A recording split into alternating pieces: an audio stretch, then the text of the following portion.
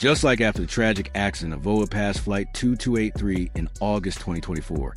There are certain aspects of the Jeju Flight 2216 incident that are clearly visible in videos and discussed in the recently released interim report.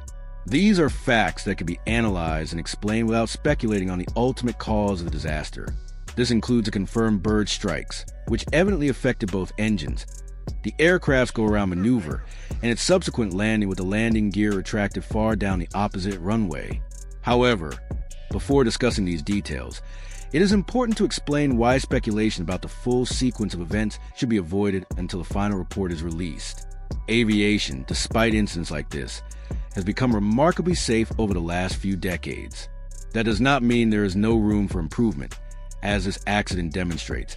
But one of the reasons for the industry's high safety standards is its methodical, fact-driven approach to accident investigations. Experienced investigators, specializing in piloting, engineering, and human factors, gather evidence meticulously rather than starting with theory and attempting to prove it. This ensures that the true cause of an accident emerges organically, much like a painting taking shape over time. When the final report is published in a few years, it will provide a complete picture of what happened. Until then, speculation can be harmful. Speculative narratives, when amplified by media coverage, can overshadow the real explanation. A similar issue arose following the crash of Lion Air Flight 610 in October 2018. Early rumors blamed gross pilot error. A theory further reinforced when Boeing issued a pilot bulletin suggesting that existing procedures were sufficient to manage the issue. Although technically accurate, this perspective downplayed the critical design flaws of the Maneuvering Characteristics Augmentation System (MCAS) on the Boeing 737 MAX.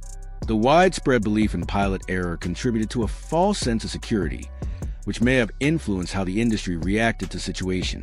Just a few months later, another Boeing 737 MAX crashed under nearly identical circumstances. While it is impossible to say for certain whether the second accident could have been prevented, it is difficult to ignore the possibility that taking the MCAS issue more seriously earlier on might have saved lives. This is why speculation must be avoided until all the facts are known. Jumping to conclusions could reinforce a misleading narrative that is, at best, inaccurate and, at worst, dangerous. Now, turning to the confirmed details of Jeju Flight 2216, most of the information comes from the interim report released by Korean authorities. The aircraft involved was a 15-year-old Boeing 737-800, originally delivered new to Ryanair in 2009 before being transferred to Jeju Airlines in February 2017. At the time of the incident, it was registered as HL8088 and, based on available information, was in good technical condition. Jeju Airlines, a South Korean low-cost carrier founded in 2005, primarily operates Boeing 737-800S, with two 737 MAX 8 aircraft in its fleet and an order for 40 more. On December 29, 2024, the aircraft, with a crew of 6, was scheduled to fly from Bangkok Suvarnabhumi Airport to Muin International Airport in South Korea. The route was operated 4 times per week, particularly during the holiday season, and on this particular flight, there were 175 passengers on board. The captain was a 45-year-old former Air Force pilot with over 6,800 total flight hours, including 2,500 as pilot in command. While the first officer's age is unknown, he had accumulated 1,650 flight hours, with 1,339 hours on the Boeing 737. Reports indicate that the captain was well respected among colleagues for his professionalism and commitment to safety, which, while not a guarantee against mistakes, is worth noting. According to the interim report, the flight departed Bangkok normally at 2:28 a.m. local time, 1928 Universal Time Coordinated. The journey proceeded without incident, with an expected duration of about 4 hours. There were no signs of any issues until the final approach. This is significant, as long overnight flights can lead to reduced alertness during the cruise phase.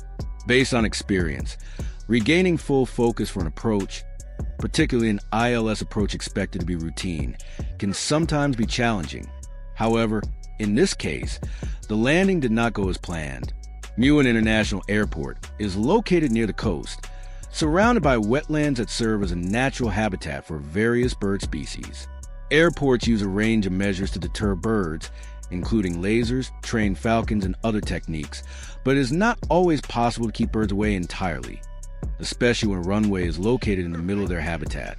As Flight 2216 descended toward the airport and was clear to land on runway 01 at 8:54 a.m. local time, a caution about bird activity was broadcast over the tower frequency. For pilots,